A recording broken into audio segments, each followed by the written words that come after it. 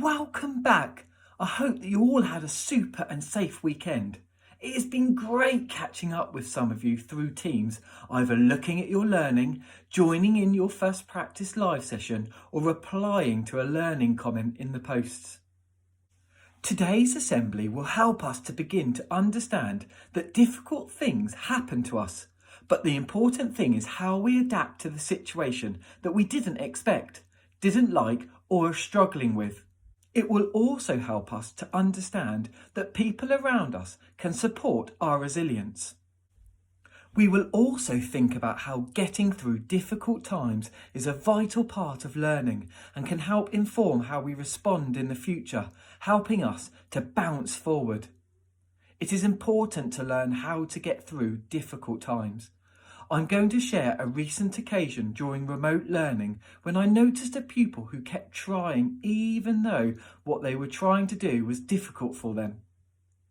On Friday, I noticed some children trying to understand their maths learning. Some children managed it straight away, but one child just couldn't get it right first time, or the second, or the third. It was obviously really tricky. The child was obviously frustrated too. But do you know what? They didn't give in.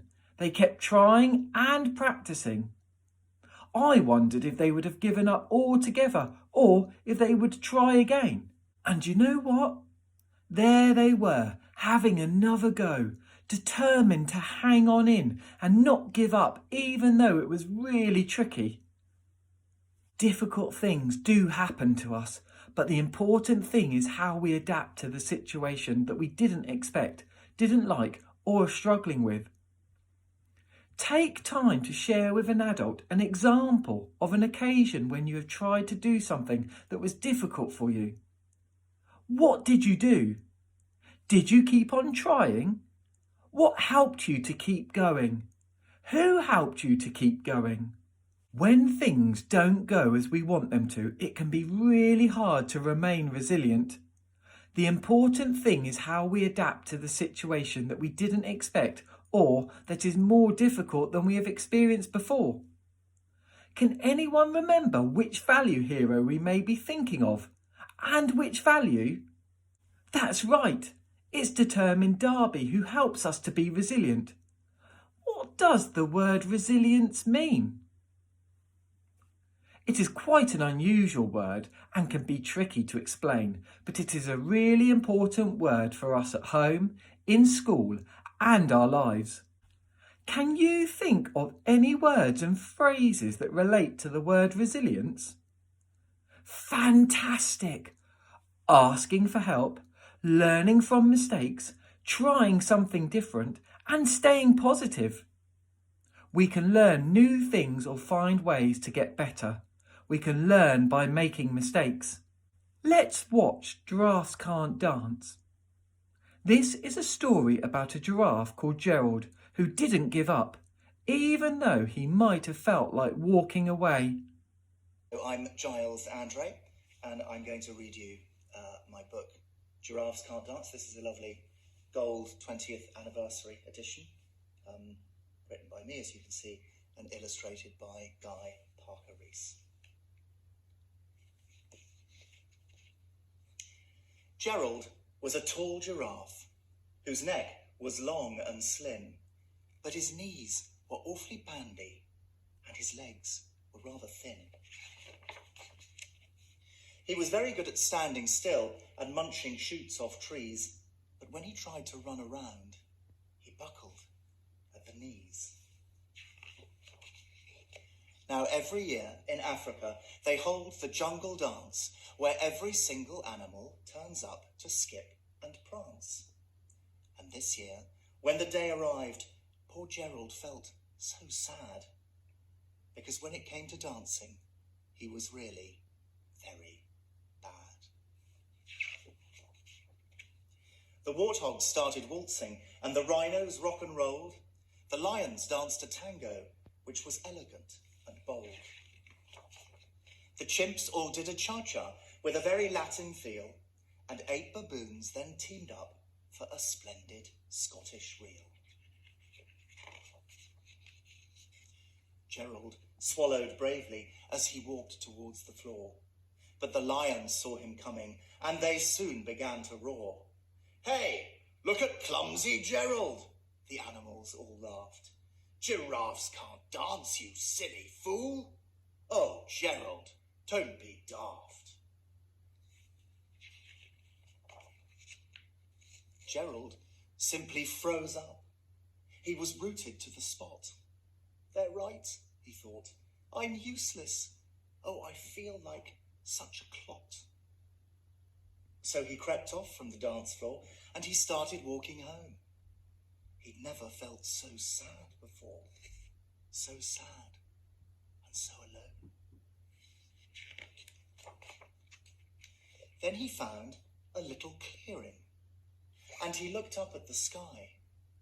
"The moon can be so beautiful," he whispered with a sigh. "Excuse me," coughed a cricket who'd seen Gerald earlier on. "But sometimes, when you're different, you just need a different song." Listen to the swaying grass and listen to the trees. To me, the sweetest music is those branches in the breeze. So imagine that lovely moon is playing just for you. Everything makes music if you really want it to. With that, the cricket smiled and picked up his violin. Then Gerald felt his body do the most amazing thing. His hooves had started shuffling, making circles on the ground. His neck was gently swaying, and his tail was swishing round.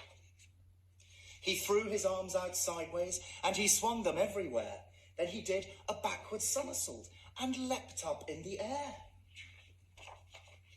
Gerald felt so wonderful. His mouth was open wide. "I am dancing. Yes, I'm dancing. I am dancing," Gerald cried. Then, one by one, each animal who'd been there at the dance arrived while Gerald boogied on and watched him, quite entranced. They shouted, "It's a miracle! We must be in a dream. Gerald's the best dancer that we've ever seen. How is it you can dance like that? Please, Gerald, tell us how." But Gerald simply twizzled round and finished with a bow. Then he raised his head and looked up at the moon and stars above. "We all can dance," he said, "when we find music that we love."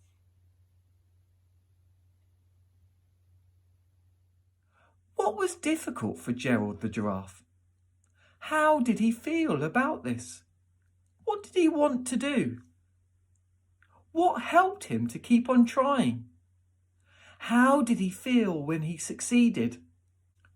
Other people, including family, friends and teachers, can help us when we are worried or unsure about things. Talking to other people can help us to find ways to do things differently and stay hopeful. The way in which we are communicating with adults and each other is very different, but we can still communicate. Look at this ball.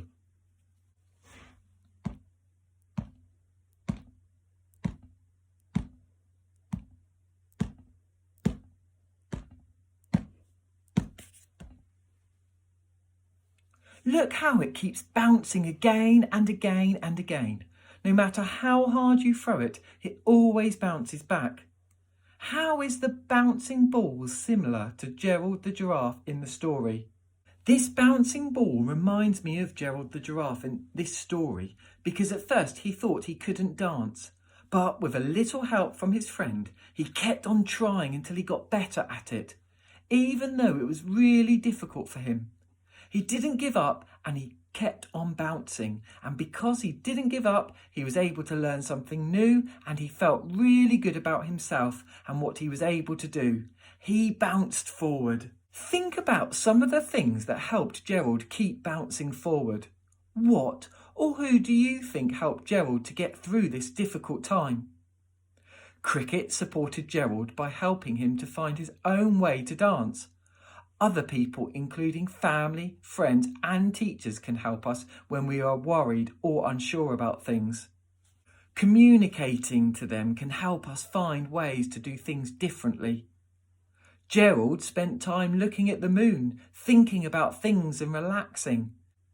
Continuing to do things we enjoy can help us get through times when things are difficult.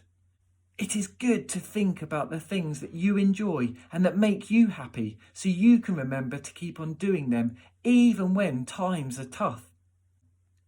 Gerald had positive feelings when he didn't give up and kept trying and managed to dance in his own way.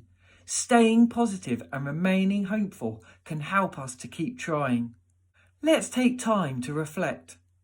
Think about or write down something that you find difficult or want to get better at. Then think about or write down some of the people who can help you. You may need an adult to help you. Take care, everyone.